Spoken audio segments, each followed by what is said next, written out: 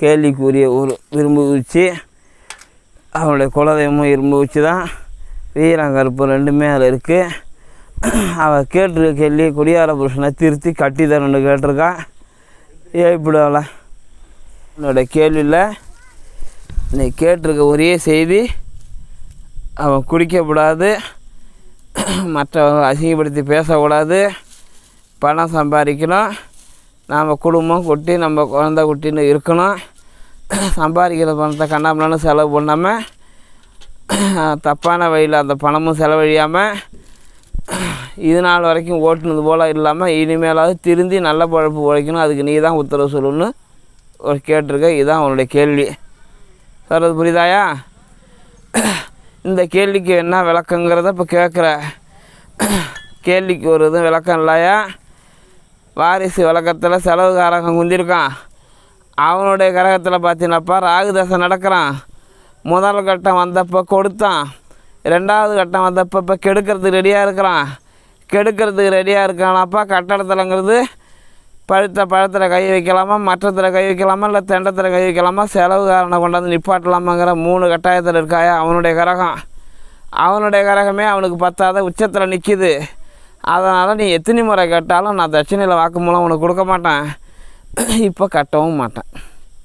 சொல்கிறது புரியுதாயா? ஏன் கட்ட மாட்டேங்கிறது இப்போ அர்த்தம் என்னென்னு புரியுதா?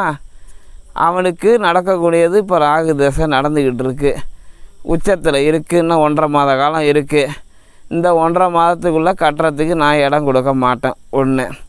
ரெண்டாவது, அவன் நடக்கக்கூடிய தசையிலாய ஒன்று தெண்டத்தை கொண்டாடணும், இல்லை கண்டத்தை கொண்டாடணும், இல்லை பழுத்த பழத்தில் கையை வைக்கணும் அப்படிங்கிற கட்டாயத்தில் இருக்குது அவன் கிரகம்.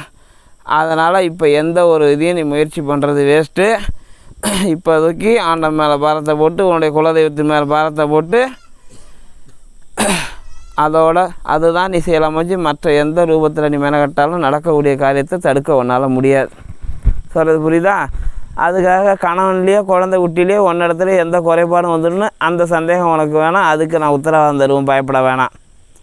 அவன் தெண்ட செலவு ஏற்படுத்தி தெண்டமாக உள்ள உனக்கு கடனை உற்பத்தி பண்ணுவானே தவிர உனக்கு உயிர் நஷ்டடோ இல்லை அவனுக்கு உயிர் நஷ்டடோ குழந்தைக்கு உயிர் நஷ்டடோ கிடையாது. அதை நினச்சி நீ பயப்பட வேண்டிய அவசியம் இல்லை. இன்னும் 1.5 மாதம் கழித்து என்னிடத்துல நீ வா. அப்படி உனக்கு கணக்கு புரியலன்னா இந்த ஆனி மாதம் அமாவாசை இருந்தால் ஆடி மாதம் அமாவாசை முடிச்சு ஆடி மாதத்து அமாவாசை முடிஞ்ச போல் ஆவணி பஸ்ஸில் வர பருவத்தன்னைக்கு வா, உனக்கு கட்டித்தரேன். அதுக்கு போல் நீ சொன்ன மினி கேட்குற போல் என்ன செய்யணுமோ செஞ்சு தரேன். அதுக்கு இடையில் நீ எங்கே நின்னாலும் அதுக்கான பதிலும் சொல்ல மாட்டான், கேள்விக்கான அர்த்தமும் சொல்ல மாட்டான். புரியுதா? அவனை நினச்சி நீ பயப்பட வேணாம்னா கண்டமும் தண்டமும் கொண்டாந்தாலும் அதை பற்றி ஒன்றும் கவலைப்பட வேணாம். அது பிற்காலத்தில் தானாக அடையும். அதை நினச்சி கலங்க வேண்டிய அவசியம் இல்லை. நீ உன் வேலை உண்டு, உன் குழந்தை குட்டி உண்டுன்னு மட்டும் பாரு. மற்ற குறைபாடுகளில் செலவு சின்ன சின்ன செலவு வரும், அதை மட்டும் பார்த்துக்க. உயிர் நஷ்டடி யாருக்கும் இல்லை. வேறு என்ன சந்தேகம் இப்போ சொல்லு?